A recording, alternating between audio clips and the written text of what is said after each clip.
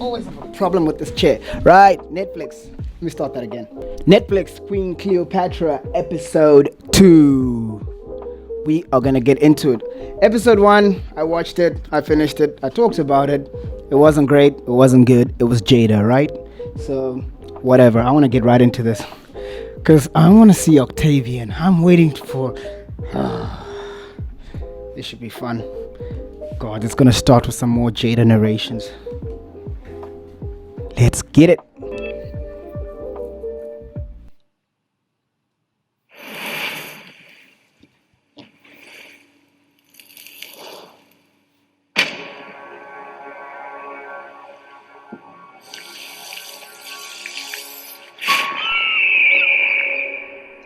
You know what? I think it's the cushions, these old ass cushions. I mean, now I feel like I'm in a factory, but.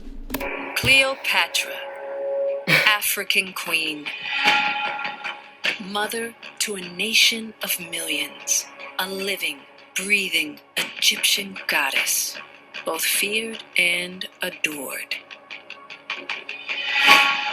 But she is also human. Women must face. Do you get the sense that Jada is just talking about herself? Feared and adored. But she's human, you know? She gets into entanglements. As no man ever will. Childbirth in ancient times is at the mercy of the gods. The healthy boy she bears could one day unite the most powerful nation. What are you talking about? The Romans will never accept a freaking bastard baby from an Egyptian queen, an Eastern queen. It's. On earth, Rome and Egypt. Cleopatra, the mother of two nations, securing her position and her immortality. But fortune doesn't always favor the bold.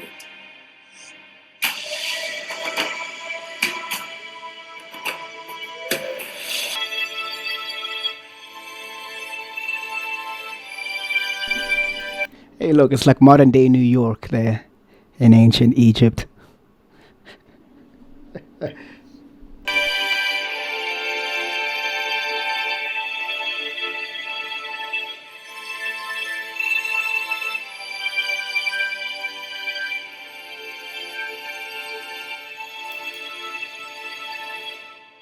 Cleopatra gives birth to Julius Caesar's child in her early 20s. It's actually Titus Pullo's child, so we don't want to talk about that. Should I put the scene in? Nah. I'll put it a little bit. Hello. Report immediately to Princess Cleopatra and do as she says. These are Titus Pullo, reporting for duty, Mom.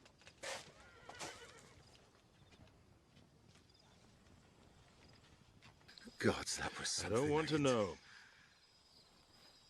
If you value your life, you won't speak of it again.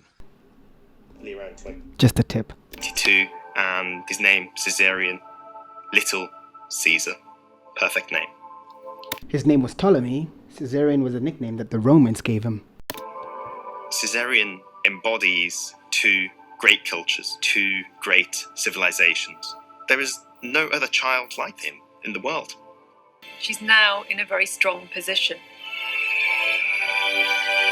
Strong woman.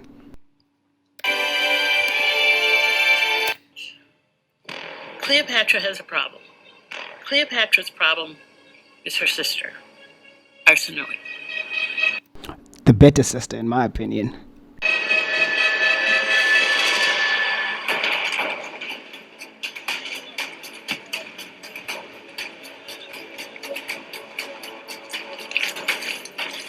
After Julius Caesar captures Arsinoe, he brings her back to Rome to be part of his triumph. When Cleopatra learns that Arsinoe is still alive, she's livid because she knows the threat she represents. She knows you can't trust your siblings. You can't trust them.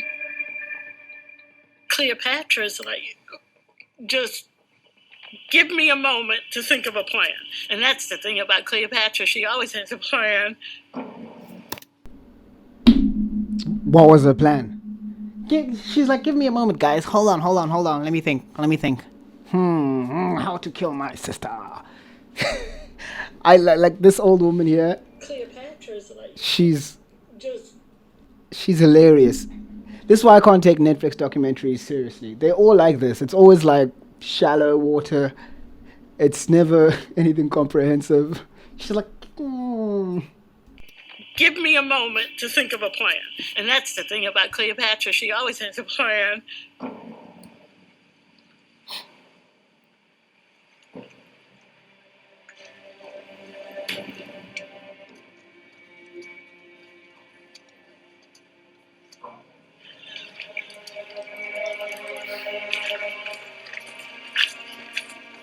The baby, probably about a year old, when she decides to take Caesarion to Rome, hoping, praying that Caesar will claim paternity, will claim Caesarion as his son, but more importantly, as his heir.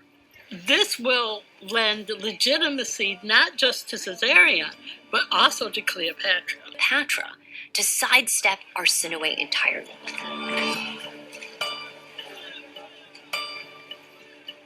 She has with her her trusted confidants, who were of course all black. Charmian and Iris. Rome at this stage is the most powerful of empires. Yet that lady said that Rome was emerging. Clueless. Rome has made advances in all sorts of fields, from architecture to art, becoming the capital of the world. And their empire has expanded. It's going around what we would today term Western Europe. It's going all... Julius. Look at that. Look at these Roman shields. Yeah, that's what I think about when I think of Rome. Caesar is the world's biggest celebrity. He's also a hero to many of the Romans. Stop calling Caesar a celebrity. There's no such thing as celebrities back then. That's a modern thing. Stop inserting your modern terminology and context into this stuff. Oh, Caesar was like such a diva. Are you ready? Iris, Rome welcomes you. huh?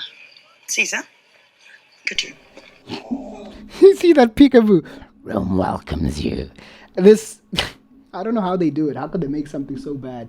This is CW level bad. Look at Caesar. Iris, Rome welcomes you. huh? Caesar, could you? Oh, my boy. There we go. Yeah. Oh, careful. He's not used to She's just there for the alimony and the child support. play. Well, that is what fathers are for. He has your chin. Well, look at... I was distracted. And are you not distracted now? What is this? You made a promise to me. Any promise I make to you does not supersede a promise I make to the Roman people. Give her a little. What the fuck you think this is? This ain't no Jada documentary. I'm Caesar. God damn it, dictator of Rome. You will be quiet, woman.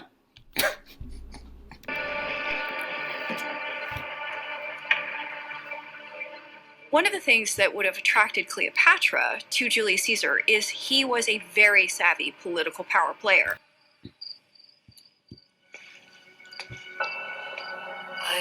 I must say though, the show is just like, I can't sit still to watch. I'm always trying to think of something else, look somewhere else. It's not engaging, is what I'm trying to say. For somebody with ADHD like me. Let me lie back for this one. Julius Caesar is probably not Cleopatra's first sexual partner.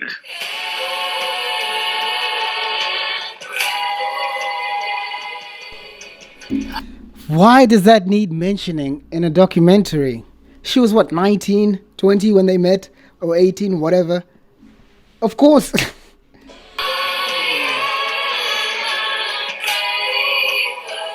It really was a meeting of both mind and heart of two powerful and strong individuals. He would never have met a woman like Cleopatra with complete control and confidence in her own possession of her sexual. I have a friend, a rapper. She's like, she's fucking me for her. She's like super independent, so I scooped her on my penis. Sexuality and her identity. He would have been overwhelmed.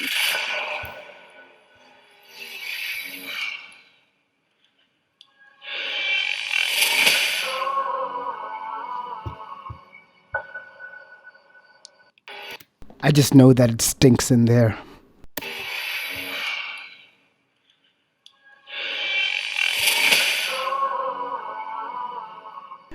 I want to see if there's any white people in Rome, or if it's just Caesar.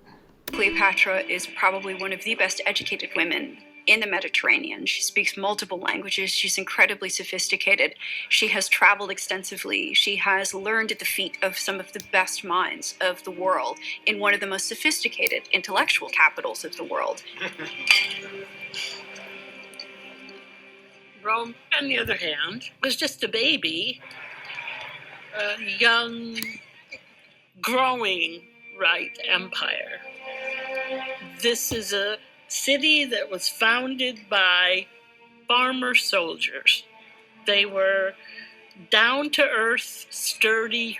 And Cleopatra's reputation becomes damaged because she is not what the Romans expect of a proper woman at all. Egypt's women had almost equal rights to men under the law. Women could choose who they married, they chose who they divorced, they could start businesses, they kept their own property. Ready for the plucking.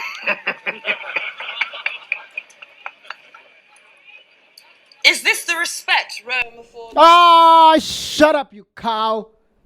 Is this Roman respect? Like, yes, bitch. Like, do you want us to send our legions there? Dude, this is Rome. The Roman diplomatic strategy was, you better do this or we'll come fuck your shit up. Look at Corinth. Look at Carthage. That's not just us talking. This is our history, bruv. It's what we do. We annihilate civilizations. Caesar himself killed 1 million people in Gaul and he enslaved 1 million more. Like, is this the Roman blah, blah, blah, blah, blah? Gods. Yeah, I was wondering if that was Cicero. Is a bit more of a hedonist than Julius Caesar. He seems to be a little less interested in philosophy and more interested in drinking parties. Imagine Mark Antony being interested in philosophy. I will not rise from this bed until I fucked someone. Get up! I am not rising from this bed until I fucked someone. Cicero, this important Roman senator. Cicero.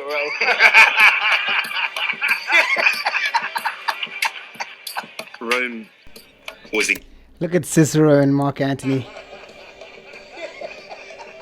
Old chummy, buddy. It's like, yeah, dude, I'm going to cut off your head and hand and nail it to the Senate door, so...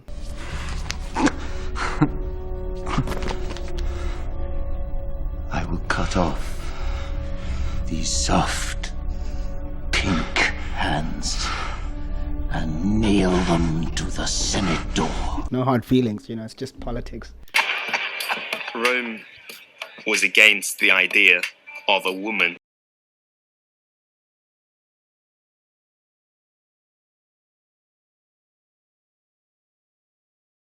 It is ruled by a group of men in a semi-democratic rule.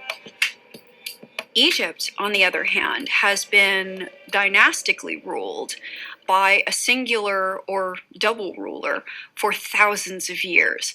These two systems of government couldn't be more different. Rome was one of the earliest examples of representative government, and they prided themselves on their republican roots. This notion of democracy characterized... The Senate is so grateful for all that he's done that the Senate declares him dictator. The idea of a dictator is not how we understand it today in terms of unlimited power and limited time. A dictator was still a ruler who had a limited term, a few years. The term limits were actually 6 months, But Sulla was the first one to be like, you know what? I'm going to be dictator forever. So Caesar wanted to lead up to that. So he did I think he was dictator for 11 days. Then he was dictator again for I'm not sure how long. Then he got assigned after the wars, dictator for 10 years. And then a year later, he's like, you know what? I want to do it for life. Well, this is the public library. Instead of one door, why not have several open archways? Of course, because women should be in STEM.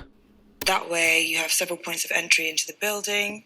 She brings a whole new dimension to anything that happens around Julius Caesar at this time, because all eyes are on him and ultimately all eyes are on her. Perfect. How about this? It's like a rom-com, Caesar and Cleopatra. Seems a lot of work. Aww. This is literally Jada. He's probably thinking okay, Caesar is Tupac. I am Queen Cleopatra. And then Mark Antony can be Will Smith. Because she drove that nigga crazy. Julius Caesar, under Cleopatra's influence, was planning to build a library in Rome. Is similar to the one that was damaged in Alexandria. Julius Caesar also adjusts the Roman calendar. The ancient our calendar and the one that Julius Caesar adopts. Let me guess, Cleopatra helped him out to create it. No, yeah, she's involved in anything good in Roman. Anyways, I'm going to leave this video there, particularly we're just shy of halfway through. Because, I'm not just going to post the whole episode. I want to walk you guys through it to see the pain and torment I've been going through. But yeah, I'll check you guys in the foreseeable future. Stay tuned. Appreciate you. I can't even do it now. Whatever. Goodbye.